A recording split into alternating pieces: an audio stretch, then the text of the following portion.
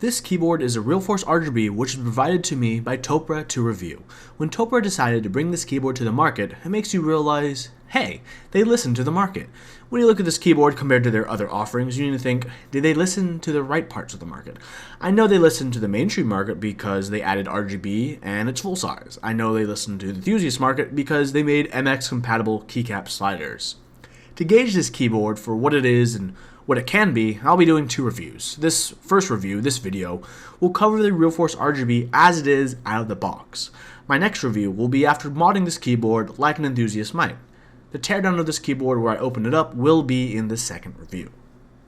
This keyboard came into the market without a real marketing presence for gamers and with highly suspicious eyes from the enthusiast community. From the perspective of the enthusiast, I ask, how did this keyboard do? After opening the box, I was greeted by the keyboard and a nice little sheet giving me some details about the keyboard, as well as a link to download the software. While not small and portable, this is a pretty nice detailed sheet about the keyboard's features. This Realforce RGB is a full-size keyboard with a standard ANSI layout. On top of the number pad, we have 4 extra keys: mute, volume down, volume up, and the APC, and I'll go over the APC later. The bezel is unobtrusive, minimal, and sleek. The case has some stylized edges on the sides, which makes it a bit nicer than having a plain brick as a case. On the bottom of the keyboard, I have what can be considered great news for a Topre board and something absolutely normal for any other keyboard.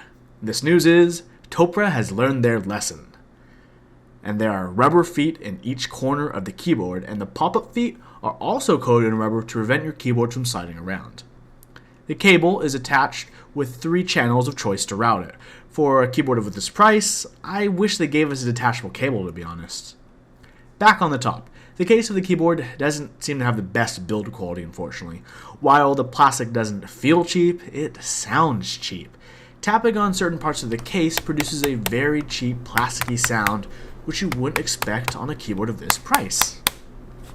Also, certain sides of the keyboard are much easier to push in than the other sides. This isn't something I expected or experienced with a Realforce board. I didn't experience it with my RF87U, but here I find them on this keyboard, and that's a disappointment. The keycaps are a rather plain affair. While thick enough, they don't sound particularly nice combined with the sliders and the plate. They are ABS double shot keycaps with shine through, so they'll allow the RGB LEDs to shine through nicely. And already my keycaps are showing shine in use. I'm not too bothered since I do plan on switching the keycaps out. The keycaps do have sub-legends for the function commands. F1 through 4 opens web, email, calculator, and music apps. F5 through 8 are your media controls. F9 through 12 allow you to open a favorite in your internet browser, shortcut folder PC, swap control and caps, as well as enable and disable your Windows key. Now moving on to the keys above the numpad, we have the volume controls and the APC. The APC, or actuation point changer. This was one of the selling points of this keyboard for me.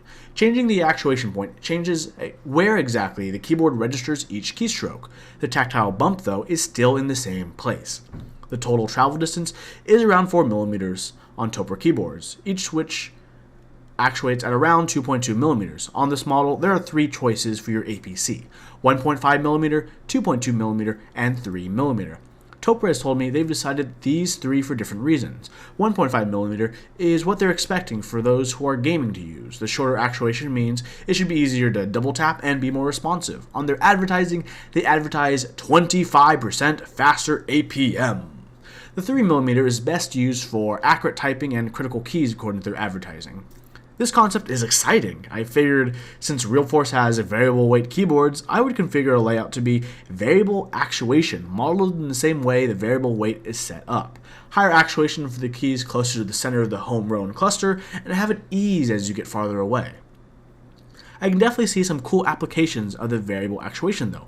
Having your WASD keys be 1.5mm for responsive movement, and having some other keys be slightly higher may hopefully lead to less accidental key presses while gaming. For typing, I usually stick with a standard 2.2mm or try out my variable actuation mode. All these modes can be switched by the press of the APC button. The RGB backlighting on this keyboard is nice. While it's not as customizable as what's offered for Corsair and Razer with their in-switch RGB keyboards with their fancy scripts, it's still nice and gets the job done. The LEDs shine through nicely on the north side of the switch and do well to reflect off the white plate. The switches have a clear housing to help the LEDs shine brighter. Like other in-switch RGB competitors, the Realforce RGB has a 16.8 million color spectrum. You can configure per key RGB, or you can configure which color for certain effects. Pressing FN and the keys in your navigation cluster will allow you to change effects, brightness, presets, and turn on and off your RGB LEDs. And I guess the last bit of physical overview is the top right of the keyboard, with the area that's just a fingerprint magnet. My advice, don't touch it. The keycap should be big enough for your fingers to press without smearing your fingerprints everywhere. Personally, I like how it looks, as long as you can keep it clean. Now let's talk about Topre's electro-capacitive switches in here. That's the real reason anyone should care about this keyboard. Let's start off with the basics. NKRO and anti-ghosting. It has a nice tactile bump, and if you haven't tried Topre before, I'd highly recommend it. The hype is real. Unlike normal mechanical switches, electro-capacitive switches are made a bit differently. Looking at this picture here, we can see all the parts that make up the switch. Unlike other Topre keyboards, the slider or plunger for this keyboard is different. All the sliders on this keyboard are MX compatible, allowing you to change out your keycaps to your heart's desire. Each key press is smooth. This keyboard, unfortunately, isn't a particularly quiet keyboard out of the box, and for me, that isn't that big of a deal. The smoothness of Topre is amazing. They did a great job with these sliders, and I'm pretty excited for the second review where I mod this keyboard, since I'm definitely curious to see how it sounds with some nicer keycaps and possibly some lube on the sliders. Something that caught my eye on this keyboard were the stabilizers. For those who may not know, the NovaTouch, a discontinued keyboard by Cooler Master, was the first MX-compatible Topre keyboard to hit the market a few years back. They made their own slider design and stabilizer design, which made me wonder, did Topre copy the stabilizer design for themselves?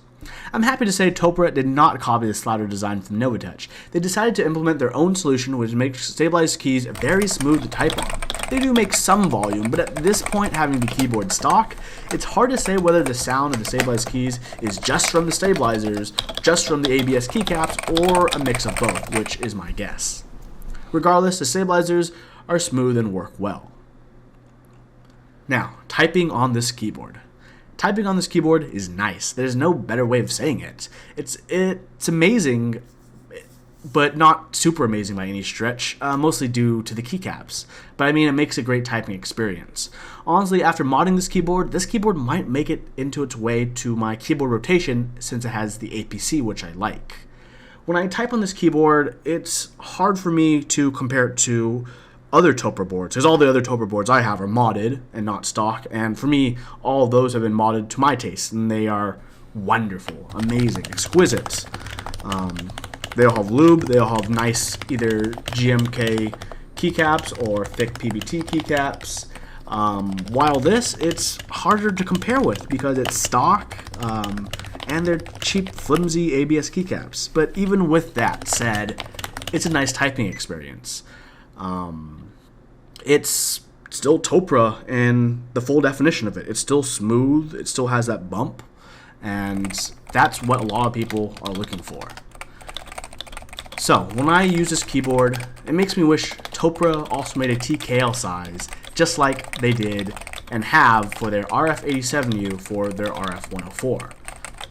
For the enthusiasts, that'd be what we're looking for right there, a TKL version. For the general public and gamers, a full size is probably what they're looking for, and it might be hard for many to swallow the bitter pill, which is the keyboard's price. Retailing at $260 puts you in a much higher price bracket than the keyboards I'd consider being the competition for this keyboard. But this keyboard with its Topre switches gives a much more premium feel when typing, gaming, and just using your computer. If you want a full-size Topre keyboard with MX-compatible sliders, this keyboard is for you. It's a bit easier than buying your own Topre keyboard and then either salvaging a NovaTouch or buying some third-party sliders to throw on yourself. If the idea of APC sounds pretty cool, this keyboard might be worth trying out, and in my opinion, this is the first time in history, basically, that Topre has decided to listen to the current market and make a keyboard with some requested features. MX-compatible sliders, check. RGB, check. RGB software, check. APC, check. Rubber feet, check. This keyboard, like the rest of Topre's keyboards offerings, is made in Japan. So, To answer my question of how did this keyboard do, I can best answer it by saying, while this keyboard is expensive, it did well for what it is. Thank you for watching, and I'll see you in part 2 of this review where I tear it down and I start modding it.